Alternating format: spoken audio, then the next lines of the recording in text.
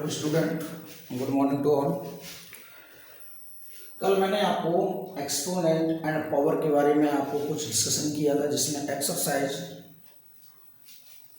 जो दी गई थी वो आपको थी 4A। उसमें मैंने डिस्कशन किया था कि बेस क्या होता है, एक्सपोनेंट पावर क्या होता है। उसके बाद मैंने एक्सरसाइज भी सॉल्व की थी। तो एक्सरसाइज जो सॉल्व की थी मैंने फर्स्ट 4A, उसमें एक्सपोनेंशियल फॉर्म में लिखना सिखाया था आपको, बेस बताया था, एक्सपोनेंट बताया था, मीन्स बताया था, वैल्यू बताई थी कैसे फाइंड करते हैं। आज हम एक्सरसाइज करेंगे 4B। एक्सरसाइज या सेल्फ प्रैक्टिस, सेल्फ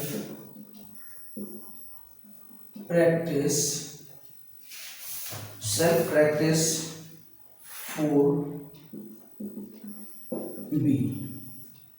बच्चों, जब भी एक्सरसाइज सॉल्व करते हैं या हम एक्सप्लेन करने आते हैं, वीडियो आप देखते हैं, तो सबसे पहले बुक ओपन कर लो और बुक के साथ साथ जो भी क्वेश्चन हम रीड करते हैं उस क्वेश्चन को आप देखते रहिएगा, क्योंकि रीड करने से क्या होता है, जो भी क्वेश्चन आपको क्लियर नहीं होता है वो आपको हम बताएंगे। तो क्वेश्चन नंबर फर्स्ट क्या है, multiply and write the product as 1 power. Question number first है आपका, multiply and write the product as 1 power. तो क्वेश्चन नंबर फर्स्ट का A part, question number first का ए पार्ट है आपका 2 to the power 5 multiply 2 to the power 3। किसी भी question को सॉल्व करने से पहले क्वेश्चन को ये देखेंगे। मैंने अभी कुछ लॉ आपके बैक एक्सरसाइज में डिस्कशन किए थे, वो हम आपको इसके साथ साथ बताएंगे कि कैसे यूज करते हैं। ओके, तो सबसे पहले देखेंगे यहाँ पर जो भी आपका क्वेश्चन दिया गया है, क्वेश्चन में क्या है, बेस इक्वल है। जब बेस इक्वल है और पावर डिफरेंट है और मल्टीप्लिकेशन का सिंबल है, तो मैंने आपको एक आइडेंटिटी बताई थी, a to the power m multiply a to the power n is equal to a to the power m plus n।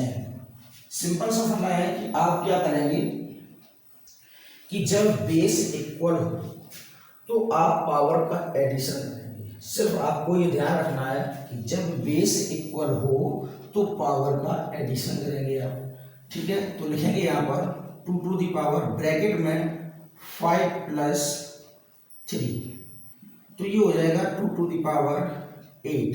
ये आपका हो गया आंसर। क्लियर? तो क्वेश्चन नंबर फर्स्ट का ए पार्ट कंप्लीट। इसके बाद इसका एक पार्ट और देख लीजिए, या दो पार्ट देख लीजिए।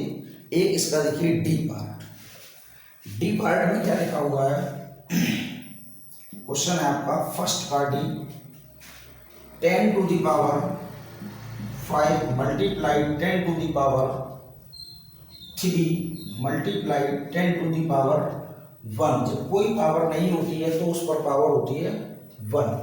अब यहाँ पर फिर वही प्रोसेस है कि सबसे पहले हम क्या देखेंगे कि बेस इक्वल है या नहीं है। तो बेस हमारा इक्वल है यहाँ पर, तो वही आइडेंटिटी आप लिखेंगे इसमें। और यहाँ पर जो क्वेश्चन आप सॉल्व करते हैं तो उसके सामने आप आइडेंटिटी का शो भी कर सकते हैं। फॉर एग्जाम्पल के लिए जैसे मैंने ये फर्स्ट किया था, a to the power m plus a to the power n is equal to a to the power m plus n। इस तरीके से हम आइडेंटिटी को शो भी कर सकते हैं, ठीक है। तो यहाँ पर भी वही प्रोसेस है, बेस इक्वल है हमारे, ये बेस है, ये बेस है, ये बेस है। तो 10 to the power 5 plus 3 plus 1, फिर ऐड करेंगे 5 3 8 और प्लस 1 9, आंसर, ठीक है।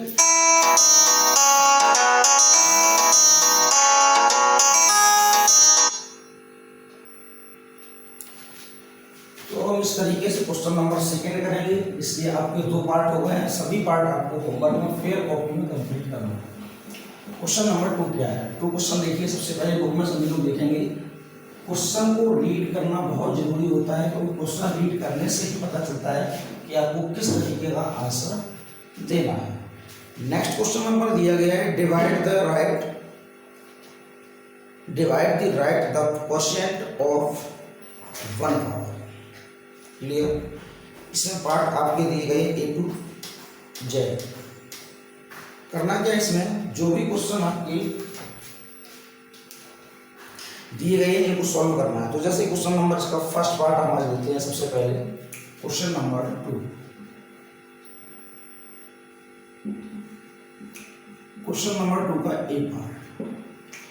ए पार्ट में दिया गया है 3 to the power 6 divide 3 to the power 4। Clear. अब यहाँ पर देखिए, सबसे पहले मैंने आपको आइडेंटिटी या लॉग जो भी लिखाए थे वो मैंने लिखाए थे। जब बेस इक्वल होता है तो डिवाइड में क्या होता है, जब बेस इक्वल होता है तो मल्टीप्लिकेशन में क्या होता है, आपको मैंने बताया। मल्टीप्लाई में एडिशन होता है और डिवाइड में सब्ट्रैक्शन। तो देखिए यहाँ पर 3 टू दी पावर ब्रैकेट में लिखेंगे 6 माइनस 4, आइडेंटिटी यहाँ पर शो करेंगे ब्रैकेट में a to the power m divide a to the power n is equal to a to the power m minus n। Clear. 3 to the power, इसमें से इसको subtract करेंगे तो 2। ये भी आपका आंसर है। यदि इसको ओपन करके आप लिखना चाहें तो वो भी आपका आंसर है, लेकिन यहाँ पर आपको 1 पावर में शो करना है, इसलिए आप आंसर नहीं कर शो सकते हैं। ठीक है। इसके बाद देखते हैं इसका question number B part same है, सी पार्ट भी सेम है। फर्क क्या है, बेस में माइनस लगा हुआ है तो माइनस लगा रहेगा आपका। ठीक है। अब आते हैं question number D part. D में क्योंकि आपका बेस वेरिएबल दिया गया है, variable means alphabet X Y Z कुछ भी हो सकता है, तो इस तरीके से जो क्वेश्चन दिया गया है उसके अकॉर्डिंग हम सॉल्व करेंगे। तो क्वेश्चन नंबर डी, सेकेंड का D part. Second D part में दिया गया है x to the power 10 divide x to the power 4। Solution,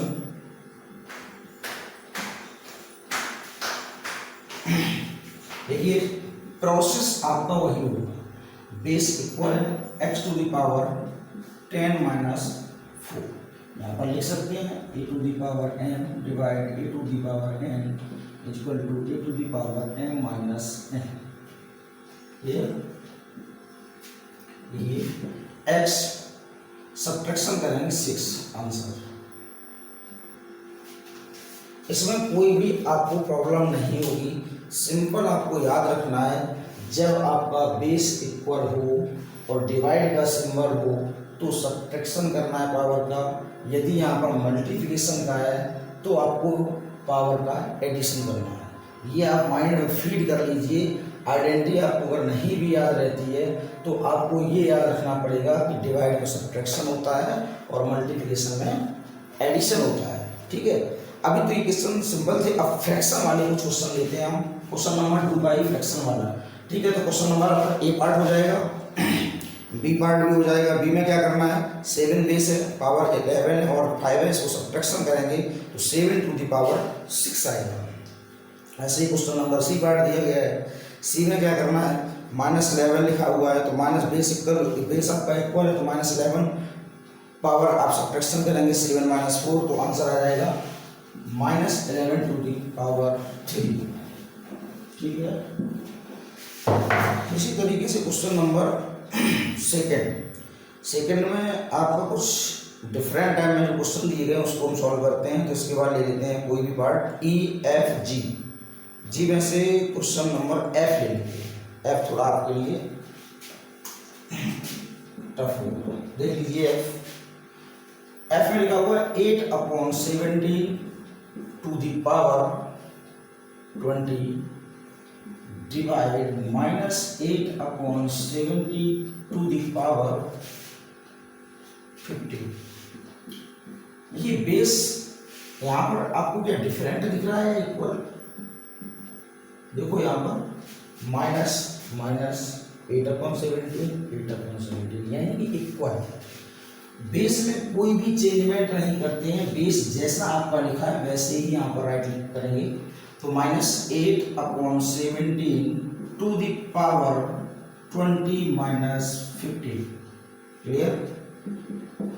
-8/17 power को सब्ट्रैक्शन करेंगे तो यहाँ पर आएगा आपका 5। यही आपका आंसर है। देखिए जो भी आप क्वेश्चन सॉल्व कर रहे हैं या समझ रहे हैं तो उसके साथ साथ अगर आप चाहते हैं तो वीडियो को यहीं पर स्टॉप करते हैं और ये क्वेश्चन को नोट भी कर सकते हैं और इसी तरीके से क्वेश्चन सॉल्व करते रहेंगे। कोई भी क्वेश्चन प्रॉब्लम आती है तो क्वेश्चन नंबर पर आप पूछते भी रहेंगे। तो इसका मतलब ये है कि ई, एफ और जी ये आपके क्वेश्चन क्लियर हो जाएंगे। ठीक है, एच भी क्लियर हो जाएगा। एक न्यू टाइप का क्वेश्चन दिया गया है आई, सेकेंड का आई पार्ट, आई और जे बिल्कुल सेम है। कोई भी एक पार्ट आप कराएंगे, एक पार्ट आपको कॉपी में होमवर्क में करना है। ठीक है, तो क्वेश्चन नंबर सेकेंड का आई ले लो या जे ले लो, एक ही बात है, जे ले लेते हैं। ठीक है, minus X to the power 17 upon minus X to the power 5।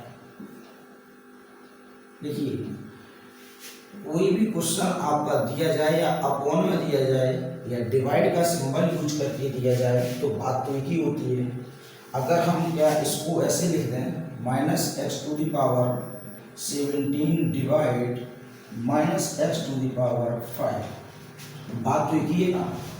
चाहे तो अपॉन में लिख दो तब भी डिवीजन करना है, डिवाइड का सिंबल लगा दो तब भी डिवीजन आपको करना है। ठीक है, तो डिवीजन के साथ साथ आइडेंटिटी का शो करना चाहे कर सकते हैं, नहीं तो ये देखेंगे सबसे पहले बेस इक्वल है तो पावर का सब्ट्रैक्शन करेंगे तो minus X to the power 17 minus 5 subtract करेंगे तो minus X to the power 12 answer. इसमें किसी को कोई भी प्रॉब्लम नहीं होगी क्योंकि सिर्फ आपको ध्यान क्या रखना है, बेस इक्वल हो, सब्ट्रैक्शन करना है तब जब डिवीजन का सिंबल हो, एडिशन कब करना है जब मल्टीप्लिकेशन का सिंबल हो। बेस में आपका एक्स वाई जेड कोई भी नंबर लिखा हो, कोई भी कैसा भी हो, बिल्कुल सेम टू सेम लिखते हैं, बस आपको पावर का सब्ट्रैक्शन एडिशन करना होता है। तो क्वेश्चन नंबर 2 कंप्लीट हो जाएगा इस तरीके से आपका। तो क्वेश्चन नंबर 2 में जितने भी पार्ट दिए गए हैं आप होमवर्क में कंप्लीट करेंगे। क्लियर है ना? ओके, अब बात करते हैं question number 3। Question number 3, question number 3 में लिखा है simplify living each answer in exponential form. Exponential form का मतलब है कि जो भी क्वेश्चन दिया जाए पावर का सिंप्लीफाई किया जाए, सिंप्लीफाई करने पर आपको आंसर एक्सपोनेंट एंड पावर के अकॉर्डिंग आपको लिखना है। ठीक है, तो question number first A part लेते हैं। सबसे पहले क्वेश्चन लिखा है 3 to the power 4 whole power 2, यानी कि एक बेस पर डबल पावर का यूज किया गया है। ठीक है, तो इस तरीके से मैंने ध्यान करो आप लोग की जो एक लॉ लिखाया था, लॉ में एक मैंने आइडेंटिटी बताई थी आपको, वो बताने जा रहे हैं। सबसे पहले देख लीजिए इधर, कोई भी क्वेश्चन इस तरीके से दिया जाए डबल पावर में, तो डबल पावर में हमेशा पावर से पावर का मल्टीप्लाई होता है, एडिशन नहीं होता है। तो फॉर एग्जाम्पल देखिए 4 मल्टीप्लाई 2, क्लियर? देखिए कैसे, a to the power m power n equal to a to the power m multiply n, इस तरीके से हम करेंगे। तो आपको क्या करना है, बेस का सेम टू सेम वही लिखना है, पावर का मल्टीप्लाई करेंगे 8 आंसर। आप डायरेक्ट भी कर सकते हैं, 4 2 जा 8, 3 टू दी पावर 8। क्लियर? यहाँ पर 7 लिखा हो तो 7 का मल्टीप्लाई करेंगे, 8 लिखा हो तो 8 का करेंगे, 9 लिखा हो तो 9 का करेंगे। कितनी भी नंबर यहाँ पर कोई भी इस नंबर दिया जाए आप उस पावर से पावर का मल्टीप्लाई करते हैं, लेकिन कंडीशन ये होनी चाहिए कि बेस और इक्वल बराबर होना चाहिए। ओके, तो इस टाइप से क्वेश्चन आपके जो भी दिए गए हैं क्वेश्चन नंबर 3 सभी पार्ट आपको करने हैं। लास्ट एक क्वेश्चन और दिखाते हैं, इसके बाद आपको क्वेश्चन नंबर 3 का जितने भी क्वेश्चन दिए गए ये आपको कंप्लीट करना है। क्वेश्चन नंबर 3 में लास्ट क्वेश्चन आपका दिया गया है 7/3 पावर 2 पावर 5। सबसे पहले ब्रैकेट को सॉल्व करेंगे। बेस क्या है 7/3 पावर 2 मल्टीप्लाई 5, तो आंसर आएगा 7/3 टू द पावर 10। इस तरीके से एक्सरसाइज क्वेश्चन नंबर 3 तक आपको इस वीडियो में कंप्लीट करना है।